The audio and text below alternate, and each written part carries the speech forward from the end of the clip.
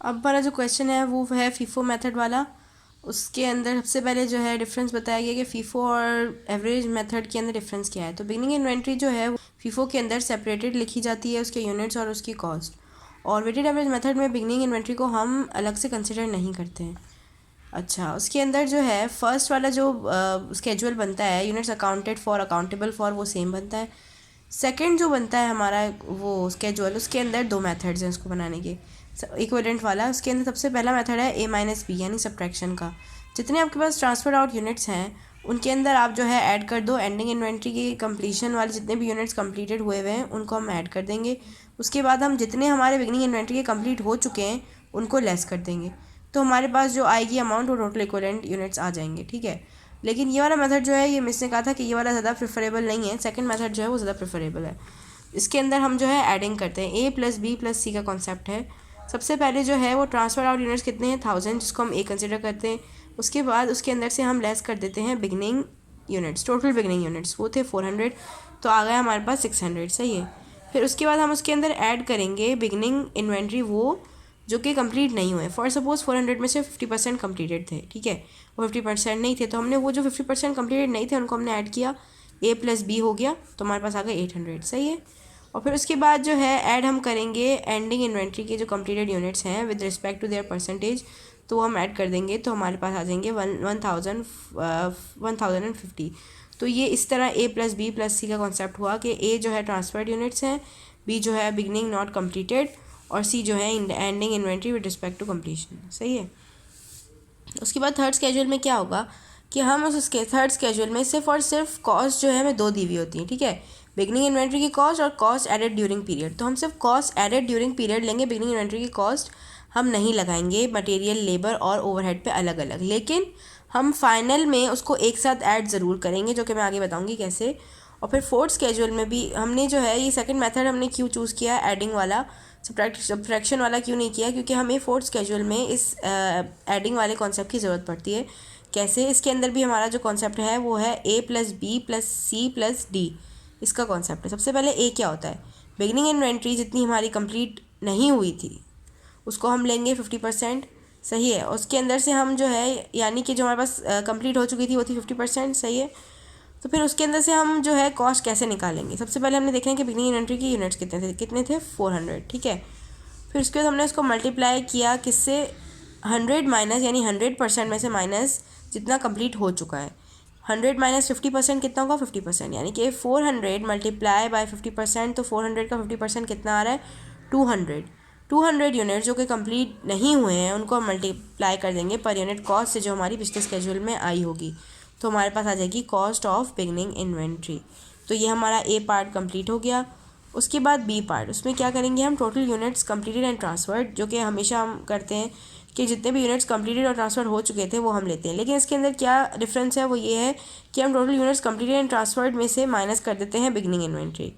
ठीक है, beginning inventory की जो कॉस्ट होती है उसको हम माइनस कर देंगे, तो हमारे पास जो कॉस्ट आएगी वो कहलाएगी B। A और B हमारे पास आ गया। अब C के अंदर हमने क्या करना है, वही एंडिंग इन्वेंट्री के हम लोगों ने जैसे हमने पहले किया था कि इक्विवेलेंट यूनिट्स जो होंगे उनको मल्टीप्लाई कर देंगे पर यूनिट कॉस्ट से, तो वही हमारे पास आ जाएगी एंडिंग इन्वेंट्री सेम उसी तरह। उसके बाद D वाला जो कॉन्सेप्ट है यहाँ पे दिया हुआ नहीं है, उसके अंदर ये होता है कि जो D जो होता है हमारा A+B+C+D, तो D जो हमारा है यानी कि जो फोर्थ चीज़ हमारी है वो है बिगनिंग इन्वेंट्री की टोटल कॉस्ट, जो कि यहाँ पे मैंने बताया कि थर्ड स्केड्यूल में हम टोटल के अंदर हम ज़रूर ऐड करेंगे बिगनिंग इन्वेंट्री की कॉस्ट, लेकिन अलग अलग नहीं लगाएंगे। तो इसी तरह इधर भी हम बिगनिंग इन्वेंट्री की कॉस्ट जो है वो हम एक साथ ऐड ज़रूर करेंगे। अलग हमने मटेरियल, लेबर और ओवरहेड पे ज़रूर नहीं, हमने बिल्कुल नहीं लगाई, लेकिन हम उसको टोटल में हम ऐड करते हैं इधर भी और इधर भी, तो फिर हमारे पास आ जाएगी कि हमारे पास फोर्थ स्केड्यूल कंप्लीट हो जाएगा। अच्छा, उसके बाद जो है ये क्वेश्चन पूरा फीफो वाला है कि करवाया था मिस ने, ये मैं बता देती हूँ ताकि समझ आए सही तरीके से। तो फर्स्ट क्वांटिटी स्केड्यूल वही सेम रहा, beginning inventory plus started 700, transferred plus ending 700। और इसी तरह जो है सेकंड स्केड्यूल में चीज़ें डिफरेंट हुई। कैसे, कंप्लीटेड एंड ट्रांसफर्ड कितने थे 500 थे, वही सेम आ गए। अब सबसे पहले हमने क्या किया कि हमने इसमें से सारी बिगनिंग इन्वेंट्री माइनस कर दी, 100 माइनस कर दिए, 400 आ गए। अब हमने क्या किया, हमने उनको लेना है, उन यूनिट्स को लेना है जो कि कंप्लीट नहीं हुए हैं। तो यहाँ पे जो है इधर लिखा हुआ है कि 20% 400 नहीं सॉरी 100 जो है वो बिगनिंग इन्वेंट्री थी, और उसके अंदर से हमने क्या मल्टीप्लाई करना है, वो परसेंटेज जो कि कंप्लीट नहीं हुई है। तो यहाँ पे मैंने क्या लिखा है 20%, यानी कि 20% कंप्लीट नहीं हुई, यानी कि हमें क्या दी हुई होगी 80%, 80% में से हमने 100 माइनस किया तो 20% आ गया, यानी कि 20% कंप्लीट नहीं हुई है।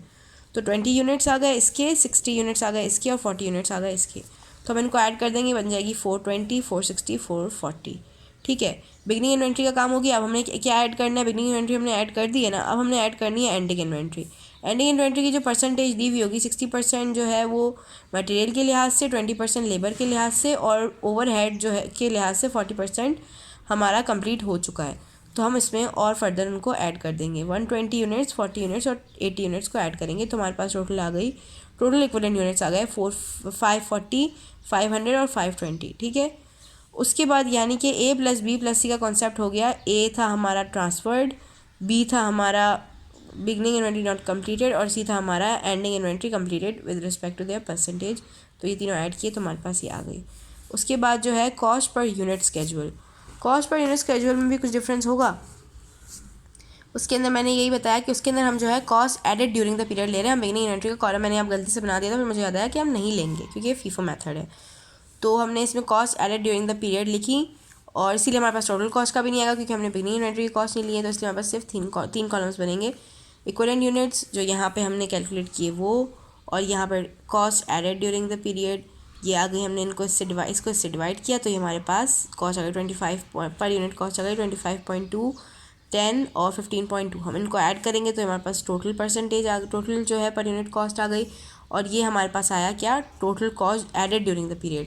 तो मैंने क्या बताया था कि हम ये टोटल कॉस्ट आ तो गई, लेकिन हम बिगनिंग इन्वेंट्री की कॉस्ट हमें दी हुई है ना डेटा में, तो हम इसको क्या करेंगे, हम इसको कभी ऐड नहीं करेंगे, ऐसा नहीं है, हम इसको ऐड करेंगे एक साथ, यानी कि हम इसके अंदर डायरेक्टली हम ऐड कर देंगे। ये आ गई कॉस्ट ऑफ बिगनिंग इन्वेंट्री तीनों की, तो हम इस कॉस्ट के अंदर डायरेक्टली हम 3088 ऐड कर देंगे तो हमारे पास आ जाएगी 2960।